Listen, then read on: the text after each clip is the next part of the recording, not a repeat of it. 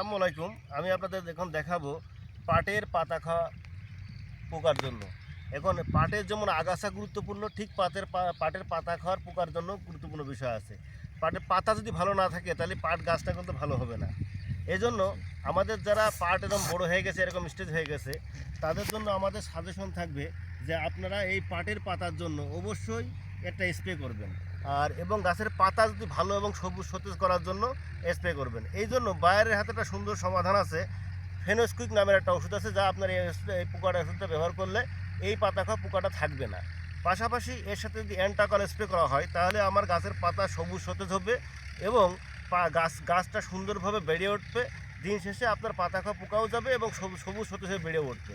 এই জন্য আপনারা যারা এরকম স্টেজে আছে তাদের জন্য পরামর্শ থাকবে, আপনারা অবশ্যই ফেনোস্কুইক পার লিটারে 1 মিলি এবং অ্যান্টাকল পার লিটারে 2 গ্রাম করে স্প্রে করবেন। ইনশাল্লাহ আপনার পাটের ফলনও ভালো হবে এবং পাতা খাওয়া পোকাও চলে যাবে। ধন্যবাদ জানাচ্ছি। আসসালামু আলাইকুম।